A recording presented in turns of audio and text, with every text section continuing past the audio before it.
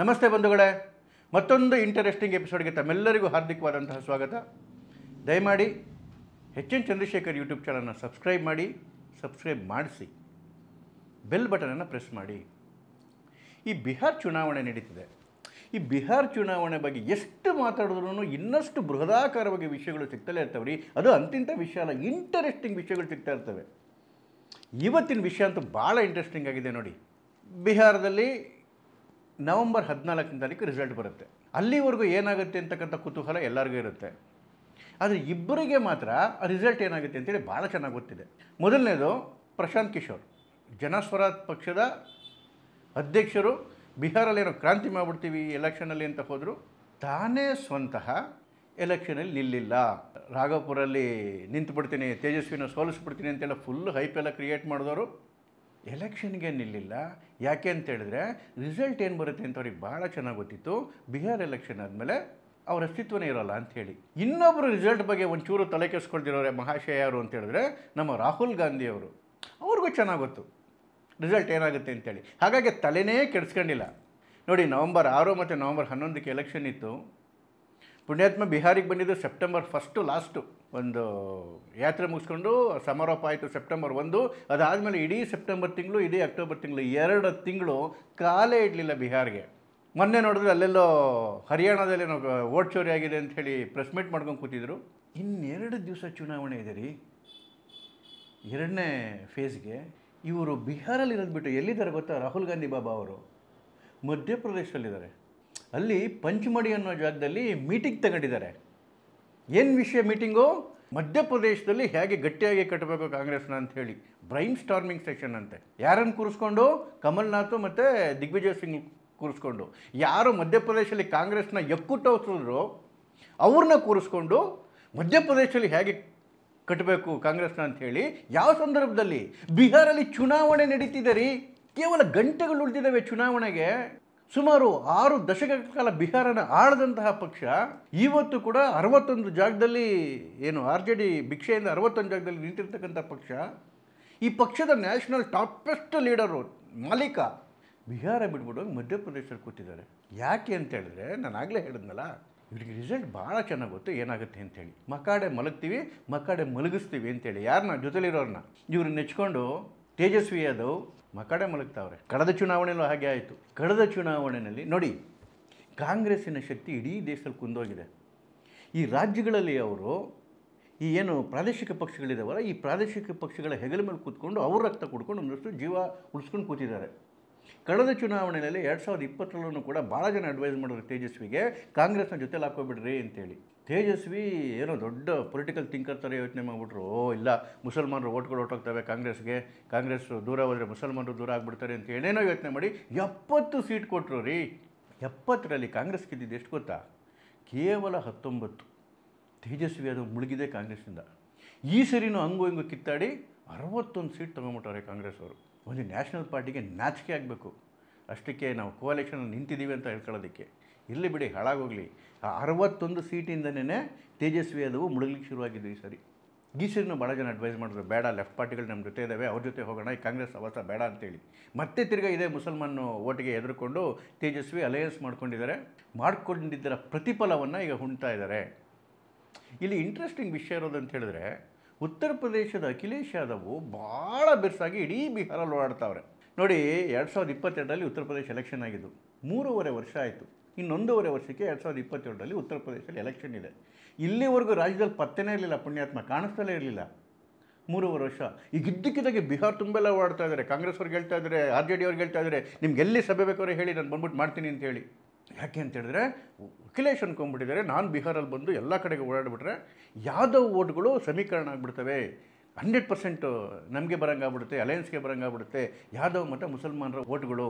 ಇವರಪ್ಪನೂ ಭಾಳ ಪ್ರಯತ್ನ ಪಟ್ಟಿದ್ರು, ಮುಲಾಯಂ ಸಿಂಗ್ ಯಾದವ್. ಉತ್ತರ ಪ್ರದೇಶ ಬಿಟ್ಬಿಟ್ಟು ಬಿಹಾರಲ್ಲೂ ತಾನು ಸ್ವಲ್ಪ ಕಾಲಿಡಬೇಕು ಅಂತ ಹೇಳಿ.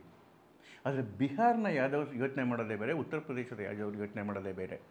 ಬಿಹಾರದ ಯಾದವರು ಉತ್ತರ ಪ್ರದೇಶದ ಲೀಡರ್ಗಳನ್ನ ಒಪ್ಪೋದಿಲ್ಲ, ಅಥವಾ ಉತ್ತರ ಪ್ರದೇಶದ ಯಾದವರು ಬಿಹಾರದ ಲೀಡರ್ಗಳನ್ನ ಒಪ್ಪಲ್ಲ. ಮುಲಾಯಂ ಸಿಂಗ್ ಯಾದವ್ ಭಾಳ ಪ್ರಯತ್ನ ಮಾಡಿದ್ರು ಕೂಡ ಸೀಟ್ಗಳನ್ನ ಗೆಲ್ಲಕ್ಕಾಗಲಿಲ್ಲ ಬಿಹಾರಲ್ಲಿ. ಅದೇ ರೀತಿ ಲಾಲು ಪ್ರಸಾದ್ ಯಾದವ್ ಕೂಡ ಭಾಳ ಪ್ರಯತ್ನ ಮಾಡಿದ್ರು ಉತ್ತರ ಪ್ರದೇಶದಲ್ಲಿ, ಕಾಂಗ್ರೆಸ್ನ ಗೆಲ್ಲಿಸ್ಬೇಕು, ಅಲ್ಲಿ ನನ್ನ ಶಕ್ತಿ ತೋರಿಸ್ಬೇಕು ಅಂಥೇಳಿ. ಉತ್ತರ ಪ್ರದೇಶದ ಯಾದವರು ಲಾಲು ಪ್ರಸಾದ್ಗೆ ಮಣೆ ಹಾಕಲಿಲ್ಲ. ಅದೇ ರೀತಿ ಜಾಟ್ಸು ಕೂಡ ದೇವಿಲಾಲ್ ಹರಿಯಾಣದ ಜಾಟ್ಸ್ ಮಾತ್ರನೇ ಅವ್ರಿಗೆ ಬೆಲೆ ಕೊಡ್ತಾಯಿದ್ರು. ಉತ್ತರ ಪ್ರದೇಶದಲ್ಲಿ ಅವ್ರ ಆಟ ನಡೀತಿರಲಿಲ್ಲ. ಅದೇ ರೀತಿ ಅಜಿತ್ ಸಿಂಗ್ಗೆ ಉತ್ತರ ಪ್ರದೇಶ ಜಾಟ್ಸ್ ಮಾತ್ರ ಬೆಲೆ ಕೊಡ್ತಾರೆ ಬಿಟ್ಟರೆ ಹರಿಯಾಣದ ಜಾಟ್ಸ್ ಅವರಿಗೆ ಬೆಲೆ ಕೊಡ್ತಿರಲಿಲ್ಲ. ಅದರ ಅರ್ಥ ಒಂದು ಕಮ್ಯುನಿಟಿ ಲೀಡರು ಇಡೀ ದೇಶಕ್ಕೆ ಆ ಕಮ್ಯುನಿಟಿಗೆ ಲೀಡರ್ ಆಗೋಕ್ಕೆ ಸಾಧ್ಯನೇ ಇಲ್ಲ ಅಂತ ಹೇಳಿ. ಅದಿರಲಿ, ಈಗ ಅಖಿಲೇಶ್ ಯಾದವ್ ಉತ್ತರ ಪ್ರದೇಶ ಬಿಟ್ಬಿಟ್ಟು ಬಿಹಾರಲ್ಲಿ ಸಿಕ್ಕಾಪಟ್ಟೆ ಏನೋ ಟೂರ್ ಮಾಡ್ತಾ ಇದ್ದಾರೆ, ಸಭೆಗಳು ಮಾಡ್ತಾ ಇದ್ದಾರೆ. ತೇಜಸ್ವಿ ಯಾದವ್ನ ಗೆಲ್ಲಿಸಲೇಬೇಕು ಅಂತ ಹೋರಾಡ್ತಾ ಇದ್ದಾರೆ. ಕಾರಣ ಏನು ಅಂತ ಹೇಳಿದ್ರೆ ನೋಡಿ, ಇದು ತುಂಬ ಇಂಪಾರ್ಟೆಂಟ್ ಫ್ಯಾಕ್ಟರು. ತೇಜಸ್ವಿ ಯಾದವ್ಗೆ ತಾನು ಗೆಲ್ಲೋದು ಎಷ್ಟು ಇಂಪಾರ್ಟೆಂಟೋ ಅದಕ್ಕಿಂತ ಹೆಚ್ಚು ಇಂಪಾರ್ಟೆಂಟು ಅಖಿಲೇಶ್ ಯಾದವ್ಗೆ ತೇಜಸ್ವಿ ಯಾದವ್ ಗೆಲ್ಲೋದು. ಯಾಕೆ ಅಂತ ಹೇಳಿದ್ರೆ, ಏನು ಮಂಡಲ್ ಪಾಲಿಟಿಕ್ಸ್ ಬಂತು ನಮ್ಮ ದೇಶದಲ್ಲಿ, ಆ ಮಂಡಲ್ ಪಾಲಿಟಿಕ್ಸು ಅತಿ ಹೆಚ್ಚು ಎಫೆಕ್ಟ್ ಆಗಿದೆ ಉತ್ತರ ಪ್ರದೇಶ ಮತ್ತು ಬಿಹಾರಲ್ಲಿ. ಈ ಯಾದವ್ ಡಾಮಿನೇಷನನ್ನು ತಂದುಬಿಡ್ತು ಮಂಡಲ್ ಪಾಲಿಟಿಕ್ಸು. ಆವತ್ತಿಂದ ಈ ಕಡೆಗೆ ಮುಲಾಯಂ ಸಿಂಗ್ ಯಾದವರ ಹಿಡಿತ ದೊಡ್ಡದಾಯಿತು. ಅದು ಕಾಂಬಿನೇಷನ್ ಮಾಡಿಕೊಂಡು MY ಕಾಂಬಿನೇಷನ್, ಮುಸ್ಲಿಂ ಮತ್ತು ಯಾದವ್ ಕಾಂಬಿನೇಷನ್ ಉತ್ತರ ಪ್ರದೇಶದಲ್ಲಿ. ಅದೇ ರೀತಿ ಲಲ್ಲೂ ಪ್ರಸಾದ್ ಯಾದವ್ ಬಿಹಾರಲ್ಲಿ ಇಲ್ಲೂ ಕೂಡ MY ಕಾಂಬಿನೇಷನ್ ಮಾಡಿಕೊಂಡು ಮುಸ್ಲಿಂ ಮತ್ತು ಯಾದವ್ ಕಾಂಬಿನೇಷನ್ ಮಾಡಿಕೊಂಡ್ರು. ಆದರೆ ಆ ಪ್ರಭಾವ ಇವಾಗ ನಿಧಾನಕ್ಕೆ ಕ್ಷೀಣಿಸ್ತಾ ಬರ್ತಾ ಇದೆ. ನಾವು ಹಲವಾರು ಚುನಾವಣೆಗಳು ನೋಡಿದ್ವಿ. ನೋಡಿ, ಅಖಿಲೇಶ್ ಯಾದವ್ 2012ರಲ್ಲಿ ಗೆದ್ದ ಮೇಲೆ ನಿರಂತರವಾಗಿ ಸೋತ್ಕೊಂಡ್ಬಂದರು. 2014ರಲ್ಲಿ ಸೋತರು, 2017ರಲ್ಲಿ ಸೋತರು, 2019ರಲ್ಲಿ ಸೋತರು, 2022ರಲ್ಲಿ ಸೋತರು. ಕಾರಣ ಏನು? ಈ ಸಮೀಕರಣ. ಅರೆ 2024ರಲ್ಲಿ ಒಂದಷ್ಟು ಬದಲಾವಣೆಗಳಾಯಿತು, ಒಂದಷ್ಟು ಲೋಕಸಭಾ ಸೀಟ್ಗಳು ಬಂತು. ಅದರಿಂದ ಅವ್ರಿಗೆ ಅಹಂ ಕೂಡ ಜಾಸ್ತಿ ಆಗೋಯ್ತು. ನಾನು ಮತ್ತೆ ತಿರ್ಗಾ ಪುಡಿದೆದ್ಬಿಟ್ಟಿದ್ದೀನಿ, ನಾನು ನ್ಯಾಷನಲ್ ಲೀಡರ್ ಆಗಿಬಿಟ್ಟಿದ್ದೀನಿ ಅಂತೇಳಿ. ಯಾವ ಒಂದು ಮಿತ್ ತೇಜಸ್ವಿ ಯಾದವ್ ಅವ್ರಿಗೆ ಬಂದಿದೆ, 2020ರ ಚುನಾವಣೆಯಲ್ಲಿ ಅತಿ ಹೆಚ್ಚು ಸೀಟ್ ಬಂದ ಮೇಲೆ ತೇಜಸ್ವಿ ಯಾದವ್ಗೆ ಅನಿಸ್ಬಿಟ್ಟಿದೆ ನಾನು ಬಿಟ್ಟರೆ ಬಿಹಾರಲ್ಲಿ ಲೀಡ್ರೇ ಇಲ್ಲ ಅಂಥೇಳಿ. ಈಗ ರಿಸಲ್ಟ್ ಬಂದಾಗ ಗೊತ್ತಾಗುತ್ತೆ. ಈ ಅಖಿಲೇಶ್ ಯಾದವ್, ತೇಜಸ್ವಿ ಯಾದವ್ ಅದೇ ಒಂದು ಚಿಂತನೆ ಒಳಗಡೆ ಇದ್ದಾರೆ.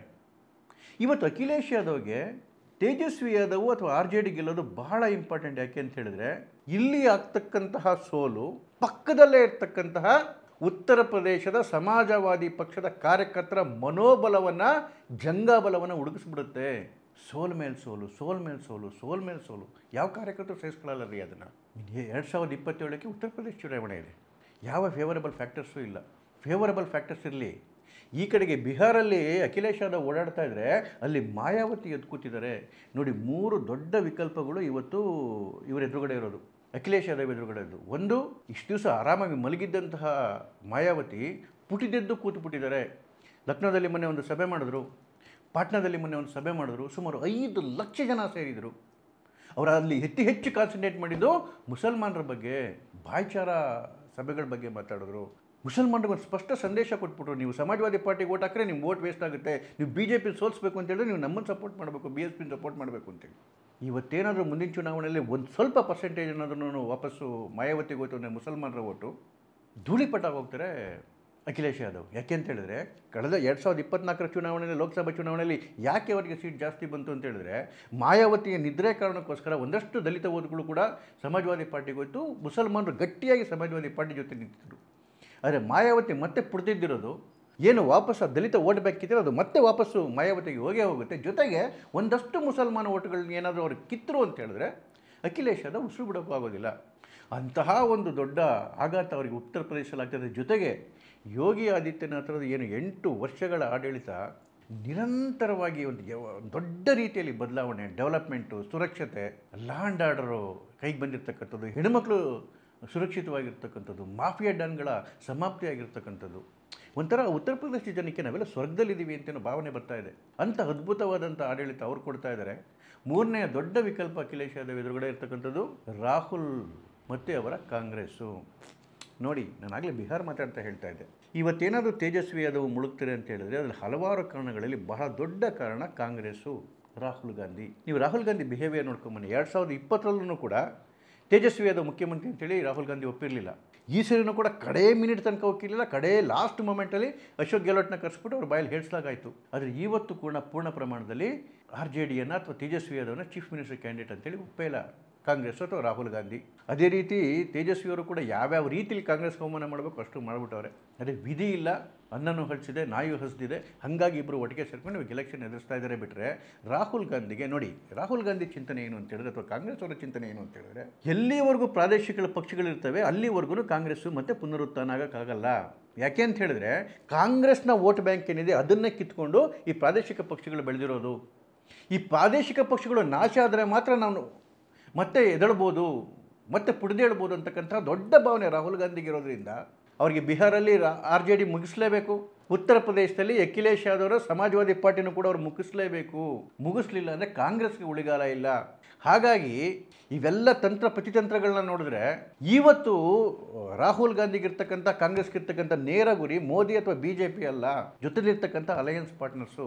ಇದನ್ನು ಚೆನ್ನಾಗಿ ಅರ್ಥ ಮಾಡ್ಕೊಂಡಿದ್ದು ಮಮತಾ ಬ್ಯಾನರ್ಜಿ. ಅದಕ್ಕೋಸ್ಕರನೇ ಕಾಂಗ್ರೆಸ್ನ ಕಿಕ್ಔಟ್ ಮಾಡಿದ್ರು ಅಲ್ಲಿಂದ. ಆದರೆ ಆ ಧೈರ್ಯ ತೇಜಸ್ವಿ ಯಾದವ್ಗೆ ಬರಲಿಲ್ಲ ಅಥವಾ ಅಖಿಲೇಶ್ ಯಾದವ್ಗೆ ಬಂದಿಲ್ಲ. ಹಾಗಾಗಿ ನರಳುತ್ತಾ ಇದ್ದಾರೆ, ಹಾಳಾಗ್ತಾ ಇದ್ದಾರೆ.